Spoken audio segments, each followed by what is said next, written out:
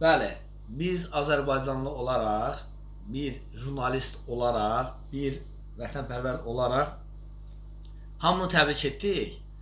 Amma penitensiar xidməti haqqında olan haqsızlıqlar varmı, yoxsa yoxdurmu? Penitensiar xidmətində olan dustaqları təbrik etmədik. Onları da təbrik etmək lazımdır. Onların içində bizim xaricdə olan bizim həmvətənlərimiz də var və onların inşallah qapısını Allah təala açar. Cənab Prezidentimiz siyasət nəticəsində azad olunanlar və o cümlədən Azərbaycan həbsxanalarında olanlar da var. Onların anaları var, onların da bacıları var, onların da övladları var, onları təbrik edir. Və penitensiar xidmətdə demək bir müddət əvvəl Ceyhun müəllim vaxtında, indi Mir Salih müəllim vaxtında elə deyil, inşallah onunla bağlı da sorğular aparacağıq. Demək Şəki türməsində bir dənə piletkanın qiyməti 100 manat idi. Bu onsuz da həbsdədir. Bu bir dənə piletka ilə 20 manata verin də onu. Orada niyə elə eləyirsiniz ki?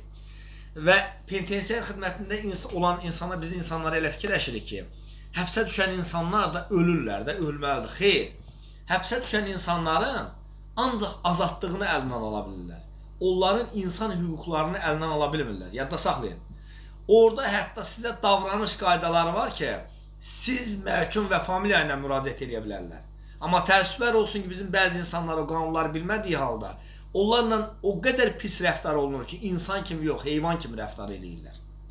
Və o cümlədən də orada dövlətin qoyduğu qanunlar var. Hər bir dustaq ailəsi ilə, övladı ilə telefondan danışa bilər. Həftədə 2 dəfə, 3 dəfə danışa bilər. Amma təəssüflər olsun ki, bax Şəki türməsində, Kürdaxanın türməsində, Şüvəlanda və yaxud da ki, müxtəlif türmələrdə 5 manata, əgər bu insan ailəsi ilə danışırsa, bir gündə bir dəfə, demək olar ki, bir gündə 2 dəfə danışsa, gün 10 manat pul vermir. Bu bədbaxt dustaqdır da bu. Bu pulu hardan alsın? Dövlətin verdiyini sən ver, əlavə olaraq kimsə danışmaq istəsə ödəniş eləyər də. Görüş pullandı, yanına nəsə keçməyə pullandı, pletka keçməyə pullandı, ventilator keçməyə pullandı. Qardaş, bu necə ola bilər? Hətta bizim cənab prezidentimiz deyir ki, hansısa bir dustaqlar əgər islah olunursa, onları məntəqə tipli cəza çəkmə müəssisələrinə göndərin. Yəni məntəqə tipli odur ki, yəni yüngül rejimli cəza çəkmə müəssisələrinə göndərin. Hörmətli Mir Salih müəllim, mən bilmirəm bunlar yenə varmı, yoxsa yoxdurmu? Yoxsa Ceyhun müəllim vaxtında qaldımı, yoxsa sizin vaxtınızda ondan da yüksəkdir, onu bilmirəm. İnşallah onunla da bağlı sorğular apararıq, amma yenə də bir neçə nəfər bizə elə zəng gelib ki, biz Mir Salih müəllim qəbuluna düşə bilmirik, nə bilim, biz penitensiar xidmətlərin qəbuluna düşə bilmirik və bu məntəqə tipli cəza müəssisəsinə gedir, məhkəmənin qərarı ilə. İndi aylıq nə verir, nə edir, o heç də onu bildik. Yaxşı, bu orada məntəqə tipli cəza çəkmə müəssisəsində niyə oradan 500 manat, 1000 manat alırlar? Yəni bu qədər pullar yığılır, bunlar hamısı dövlət büdcəsinə yığılırmı?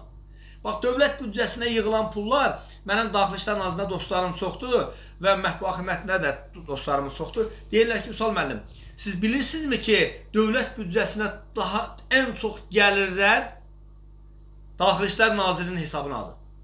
Yaxşı, bu qədər gəlirlər olur. Bunlar hamısı dövlət büdcəsinə yığılırmı? Bunlar hamısı o dövlət büdcəsindən insanlara ayrılırmı? Mən ona inanmıram. Və penitensiar xidmətində olan insanlara Allah Teala bax, bu cənab prezidentimiz qızıl amnist verdi. Allah onun canını sağ eləsin. Və o deməkdir ki, oradakı insanlar da düşündü. Bəli, əflər verir. O bizim 100 illiyimizlə bağlı, nə bilim, müstəqillik günümüzlə bağlı. Allah hər birinin qapısını açsın. Amma inanıram ki, islah olunanlar, islah olunmalıdırlar. Çünki hər bir kəs ailəsinə bir dənə çörək alıb apara bilirsə, dünyada ən böyük xoşbəxtçilikdir. Yəni sən orada düzdür, keyf də görməli deyilsən. Elə keyf görməli deyilsən ki, sən oranı arzulamalı deyilsən. Amma haqsızlıq da olmalı deyil. Qarantin deyilən bir şey var. Qarantinə gəlir dustaq, dustaq qarantinə gəlir. Bu 14 gün orada qalırsa pul vermir. Əgər tez çıxırsa 500 manat verir.